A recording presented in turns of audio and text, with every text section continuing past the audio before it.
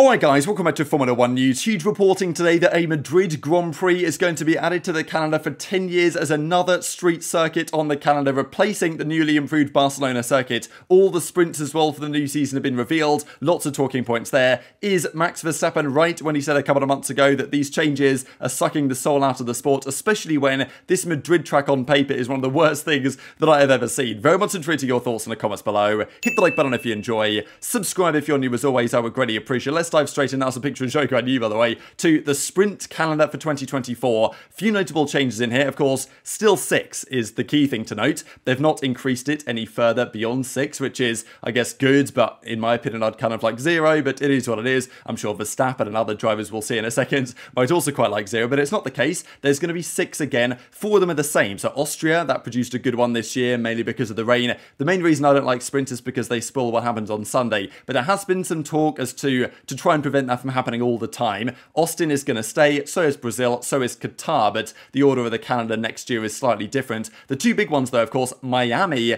at the start of May.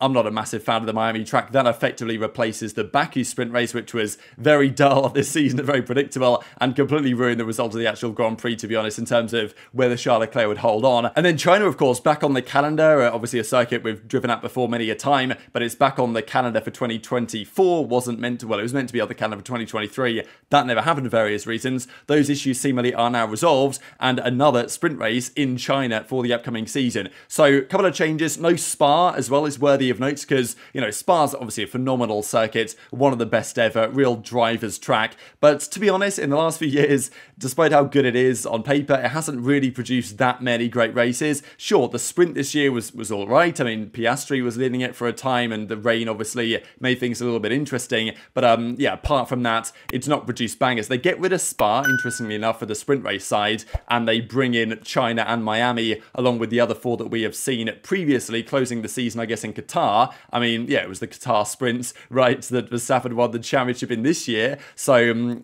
could be the same story next year, I guess. It will remain to find out on that one. Now, lots of talk, though, on how they're going to change the format to try and improve it, because discussions are being had right now, and I think good discussions, on the possibility of Parc Fermé being opened up again. So the current format that we've had this season is that on Friday, you do qualifying for Sunday's race. On Saturday morning, you do the sprint shootout for the sprints, and then obviously Sunday is the race. What they're going to do for the new season apparently is on Friday it's going to be qualifying for the sprint, so the shootout is on Friday, then the sprint happens Saturday morning, and then the Grand Prix happens on Sunday, of course, with qualifying for that after the sprint on Saturday. That would potentially mean that after the sprint race you could open the door to changing under Parc Fermé conditions, or, you know, release Parc Fermé conditions, so the teams can make changes to the setup of their car. So come Sunday, if one team has messed something up, they wouldn't necessarily be stuck with that for the race on Sunday. So what you see on Saturday is not necessarily what you're going to get on Sunday, which is definitely, I would say, the biggest problem with the way things are at the moment. Now, there's also discussions on a potential reverse grid format, and this is something that, look, if they're going to say it's just for the show and they're going to be upright about, you know, straight up about that and actually just go all out on it, then I guess fair enough, and just do it for the show. Because as Chris Medland says, some sort of reverse grid discussion could be partially reversing the grid, kind of like F2 style, which I'm not a massive fan of, and George Russell explains why in a second. The other issue with reversing the grid is that, okay, it's clearly for show and for entertainment, which maybe is fine if they are straight up about what they're trying to achieve, but also, who wants to qualify pole if you're going to start P20? So what they do in F2 and F3 is that if you qualify pole, you start the main race, of course, from pole, but you start the sprint race from P10. So they half reverse the grid. So P11 stays P11, P10 starts pole, and then P1 starts P10. They reverse the grid that way. The issue is that in order to make that work in F1, you might have to introduce points for the shootout to actually incentivize people to try and get it on pole, and then you might have to increase the value of the sprint in general, even more so compared to the actual race, which I don't know if people necessarily want.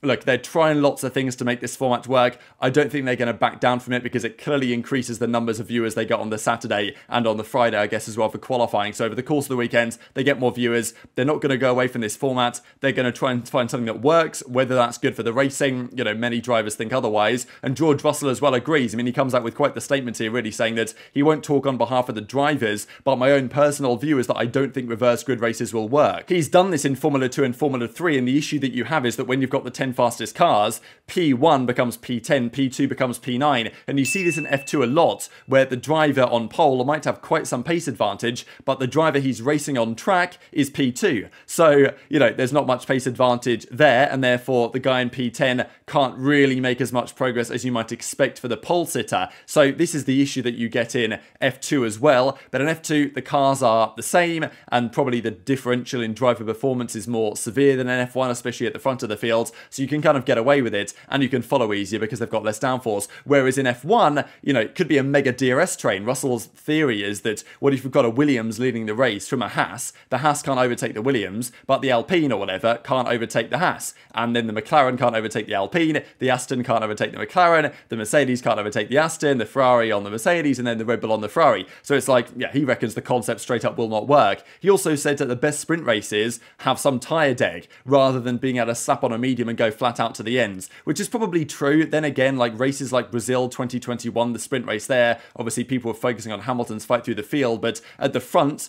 Bottas started on softs, got the jump on Max off the line, led the race, and then Max's mediums at the end came back towards Bottas. So that was kind of interesting. But I think in general, the issue that affects sprints is that there's just no strategy, and there won't be any strategy because it's just one tyre to the end of the Grand Prix. If you pit stop, you know, you're dead meat, clearly, given the shortness of the race. So, I don't know. I don't like sprints for various reasons. Russell and the other drivers seem to be generally convinced on that one as well. But the other big drama, it's got to be said, of the day was around the Spanish Grand Prix, moving from Barcelona to Madrid in 2026. So you might have a couple more years of Spain in Barcelona, Catalonia, that circuit, which I have a soft spot for. I think it's actually really quite good, but historically hasn't produced great racing. But I think that changed this year with the introduction of the proper final corner as it should initially have been. Because this was the big rumour going around today, and it was rumoured actually for some time before today as well, that a Madrid contract was underway, and apparently a 10-year deal has been signed, meaning Barcelona will be losing its place on the calendar. So yet another,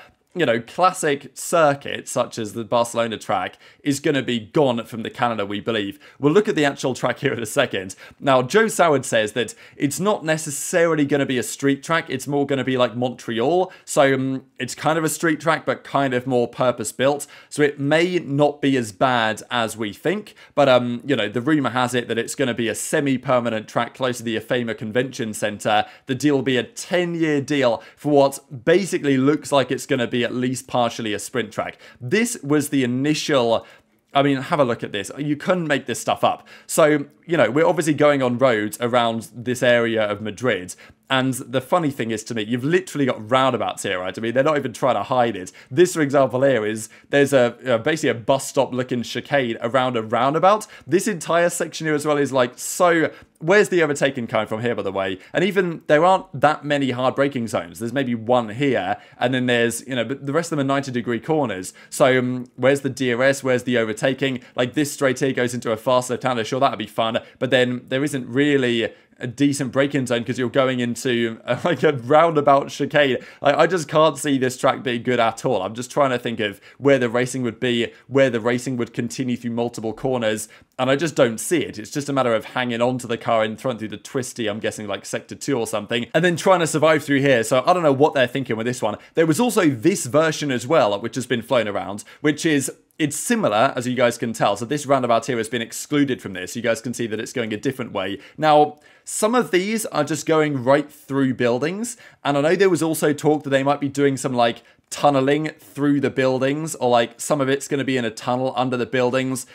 I don't know anymore, but this is another version of the track which goes straight through the roundabout instead. But does this really look any better to you guys from a racing point of view? I don't think so. Again, you know, where are the heavy braking zones for the overtaking opportunities?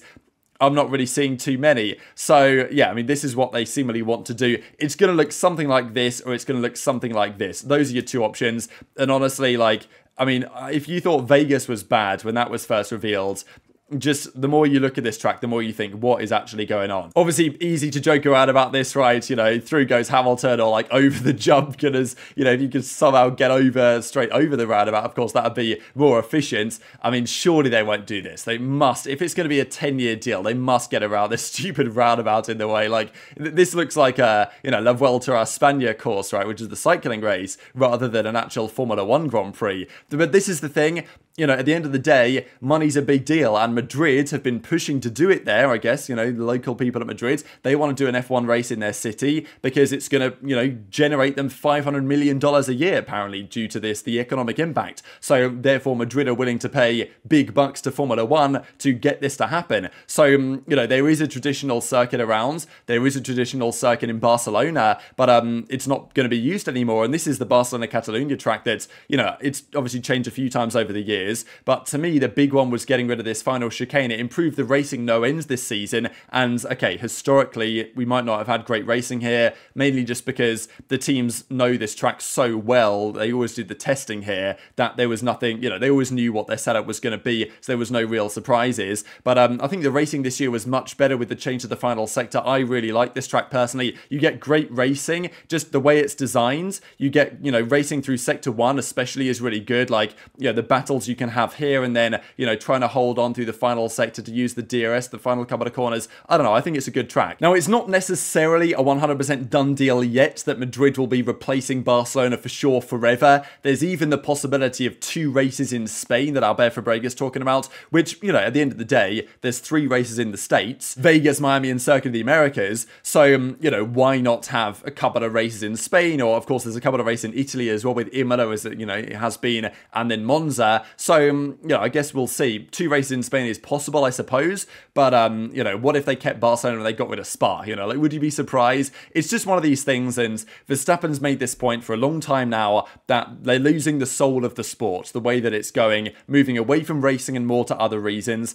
And, you know, I know that the drivers have criticised this, and we've got Stefano Domenicali saying, well, no, we're going to try and do what's best for the sport and all this stuff. But at the end of the day, this is probably going to be, in the next couple of years, another traditional circuit lost in favour of a street track, which, basically a street track at least, which looks absolutely horrendous, as far as I can tell, looking at these layout designs. I just can't see that working well for racing, and it's going to be one of the worst tracks on the calendar, no doubt about it. So I'm sure Verstappen isn't going to turn up there and probably have to do a sprint race and have a good time doing so. And, you know, he's made this point for a long time. I know there was talk as well from RBR Daily about this as well, that, you know, another classic F1 track biting the dust for an average at best street track. So, yeah, F1 losing its soul, but intrigued to your thoughts on this in the comment section below. There's also been talk as well as a result, okay, what track would we bring back if we had to bring one back? What about Sepang, Malaysia, of course, Hockenheim people talk about, Istanbul is a great one, Portimao, you know, obviously people have talked about going to South Africa as well and racing at Kailami, so that could happen also. These are some other good examples, but,